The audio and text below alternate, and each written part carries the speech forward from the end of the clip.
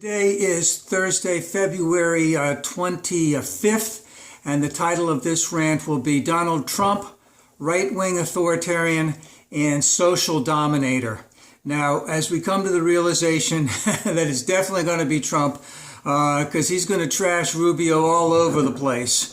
And it's good to take a look back to see this is how he's done this. He has done this with fear and loathing. He has been on attack mode right from the beginning. He has a following that does not seem to have any, it goes against the social conventions of what these people had been voting for before. And a lot of it has to do with, again, that fear aspect, that hate aspect, and that because he is a leader, he is an authoritarian, he will take us to the promised land. So what I want to do, I've never done this before, but I'm going to read out of this book, Conservatives Without Conscience, by John Dean, who is a Republican, who was in the Nixon administration, who was in jail, was in prison as part of the Watergate thing, and sort of like went against his fellows. He turned against the president, so he was bad-listed right from then on. But he wrote this book. It was a takeoff on Barry Goldwater's book, which was the Conscience of a Conservative. And what he came to find out as other Republicans started attacking him early in the Bush administration, I believe this was written 2004 to 2007. I forgot to look, to see, what these people really are. The right-wing authoritarian is someone who will follow, someone like, let's just say, George Wallace, who was a Democrat, to the point of violence. We have seen violence at some Trump rallies where he said just recently he wanted to smack somebody, where a lady in a hijab was thrown out just because she had the hijab on. And other people have been hit and thrown out, especially when they want to disrupt things. So he has a very, very strong following. And this is what this following consists of. And I will call these are the right-wing authoritarians. They travel in tight circles of like-minded people. Their thinking is more likely based on what authorities have told them rather than on their own critical judgment, which results in their beliefs being filled with inconsistencies. They harbor numerous double standards and hypocrisies. They are hostile towards so many minorities they seem to be equal opportunity bigots. Yet they are generally unaware of their prejudices. They see the world as a dangerous place with society teetering on the brink of self-destruction from evil and violence, and when their fear conflates with their self-righteousness, they appoint themselves guardians of public morality, God's designated hitters. They think of themselves as far more moral and upstanding than others, a self-deception aided by their religiosity. Many are born again, and their ability to evaporate guilt, such as going to confession. Now, one person who's a social dominator, who has a great right-wing authoritarian following, is Bill O'Reilly. The big example I would like to give of him was when the Ebola virus came out, the Ebola scare, which was right before the 2014 elections. And he milked that for all it was worth.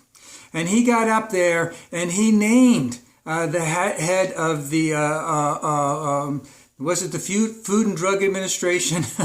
I can't remember exactly right now, Health and Human Services. He named that person and said that person should be fired. He said we should have a quarantine on anyone coming in from, I believe, anywhere in Africa. And of course, he stoked these fears, irrational fears. I was never in any fear whatsoever that the Ebola virus would come to America and affect me. I believed what the authorities were saying. And of course, there was one person who died who brought the virus here with him, and we would not have been able to have determined that before he left.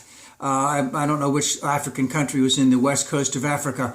But Billy stoked that and stoked that and stoked that, and we see how he does that all the time. And of course, that's what Donald Trump is doing.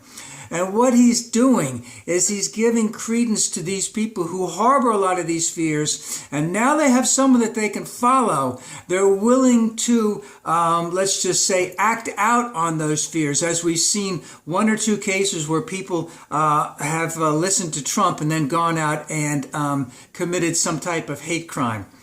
And there's good news in this and there's bad news in this. The bad news is that Trump appears that he's going to be the nominee, and he is going to follow the pattern of being a social dominator and have a tremendous amount of right-wing authoritarians who will follow him.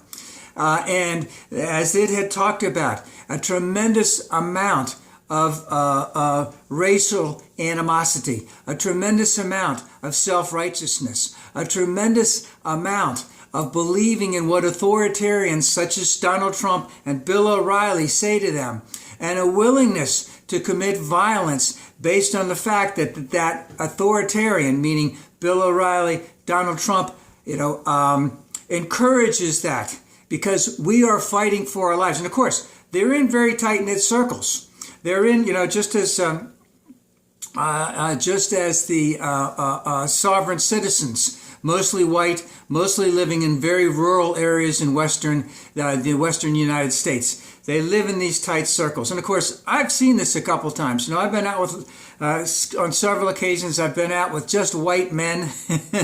And, once someone realizes that they're in a safe place, and of course, I look sort of Republican, then that racial animus will come out when they feel safe that they can do that.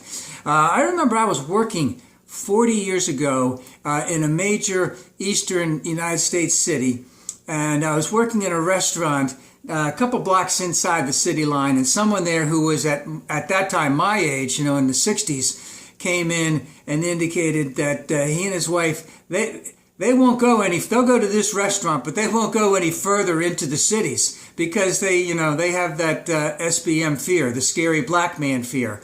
And of course, that had been something that had been stoked very much in the 60s. And of course, we still see that. And this happens a lot. And we see this as people are moving, as the Syrians and other refugees are migrating into different areas in Europe, that there's a tremendous amount of that racial animus towards them. Xenophobia, they would call it nationalism. So the bad thing is, they are going to be lockstep following the Donald. The good news is they don't necessarily represent those followers, those specific followers don't represent a majority of anything in the United States. But if you take those people who definitely will vote energetically and will express their opinions about it before the election, and will get a lot of people to feed onto that. Fear is a tremendously great motivator. And, resentment is also a tremendous motivator. What did one person say one time? I can't remember the name of the person, but there is nothing in the world that so consumes a man or a woman more than the passion of resentment. And of course, a lot of these people really resent the fact that Obama, who is not one of us, all right, is the president, and we're not going to have that. We're going to get that Donald boy in there. And also, this will be a very dirty election.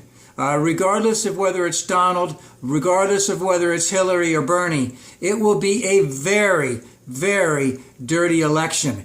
And this xenophobia, this fear, this hatred, and this empowerment of those right-wing authoritarians, that guarantees this will happen.